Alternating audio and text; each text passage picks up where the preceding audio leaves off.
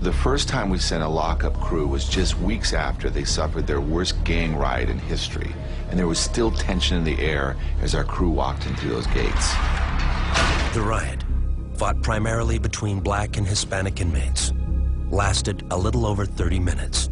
One inmate was killed, and dozens of others were stabbed or beaten. When we returned 5 years later, the tension was still palpable.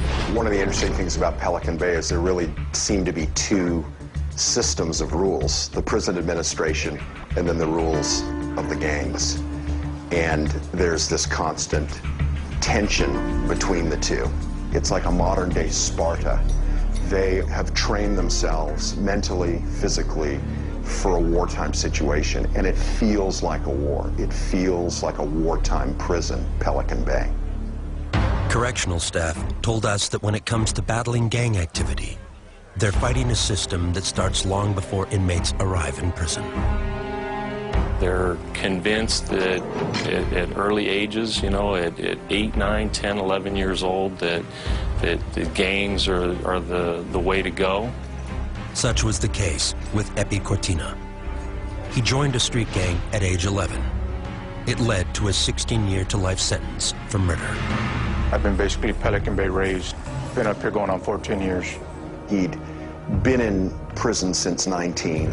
He was 32 at the time I interviewed him. And he'd just been through years and years of just senseless violence.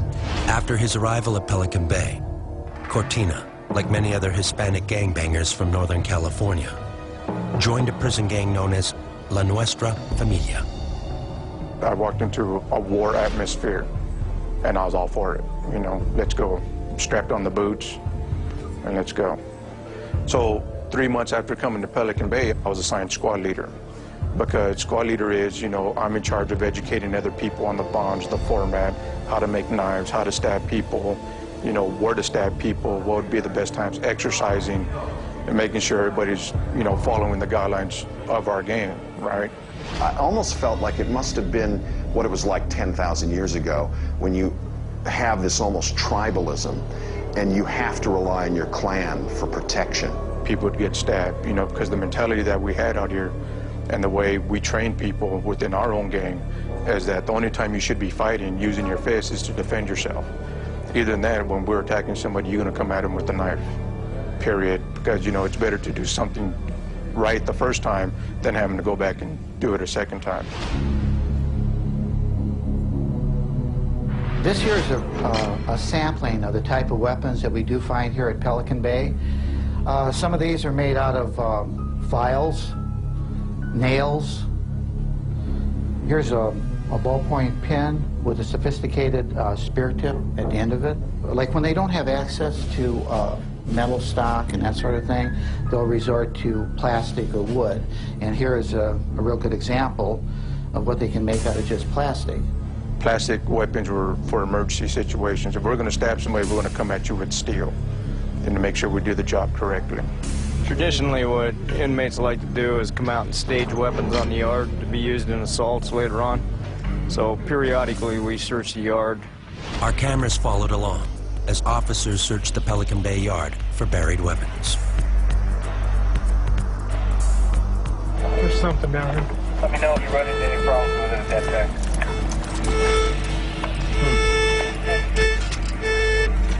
Right here. Oh yeah, we got one. Here we go, right there. Here's Ooh, metal one. What you got there, Dino? Looks like definitely a can lid. Number 10 can lid. Something Out of the dining hall, smuggled out. A nice little point. That's a metal shank. These are the plastic. Well, where there's one, there's sure to be two. We'd go for the vital areas, you know, kidneys, liver. We'd go, you know, for the heart, the neck, the face. We try to go for kill shots, you know, because we want to send a message. You know, we're going to come at you, we're going to come at you strong, and we're going to try to get rid of, put you in a box. We later learned that gang members are not only taught how to stab, but how to be stabbed. I've heard inmates tell me about how they will intentionally take a cold shower. What happens when you take a cold shower? You jump in there, you turn it on, and the shock of the body, you recoil, you draw yourself in. But you see, When you get stabbed, it's that same feeling, it's that same trauma, it's that same shock that goes through the body, is what the inmates tell me. And as a result of that, if you flinch, if you draw in that split second, you can be very, very vulnerable. So they train themselves not to flinch, but to lean forward into the violence. Every day going out to the yard, you know, you always have to look out for your, look behind your back, who was walking behind you, just in case you have to stab somebody or someone attempts to stab you. Our crews have learned that active members rarely, if ever, reveal so much information about their gangs. Epi Cortina was no exception. It's just that when we met him, he had already quit his gang and was living in protective custody, marked for retribution by his former associates. What I would tell a youngster who's headed to Pelican Bay is don't believe a lot of the ideologies that these so-called gang members have. You know, they're out to use you. I don't care how much work, how much stabbings you put in, how much money you bring to the organization. If you don't meet the creed of that organization, you're going to be used. You're going to get abused. You know, they say, you know, we're trying to uprise our own race, you know, the Mexican race, bring pride to it and what have you. But in actuality, these gangs and these organizations, you know, they bring a disgrace to our race. Coming up on Lockup Raw, Ganging Up. I moved in with the guy to take him out. Betrayal, one of a gangbanger's greatest enemies.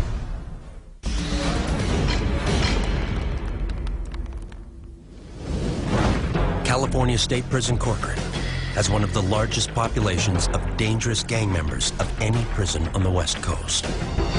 Our crews have visited here several times, and correctional staff is always blunt about the danger. When talking to the COs at Corcoran, they told me, you come in here, you have to join a gang for protection, immediately.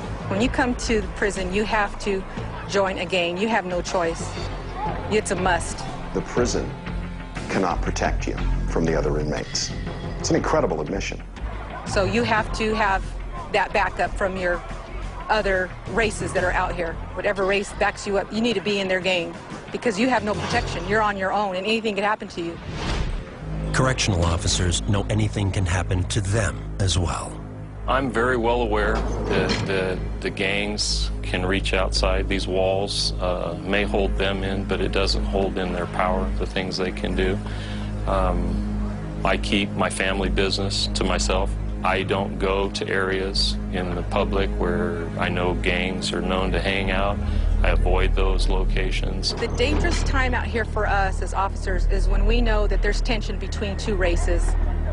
Because we don't know if it's going to be large, small. We can never determine what's going to happen between them. Whatever happens, then we come around and pick up the pieces. That's about all we could do. We were out there, again, about 12 COs on the yard, 500 prisoners. All of a sudden, the siren went off.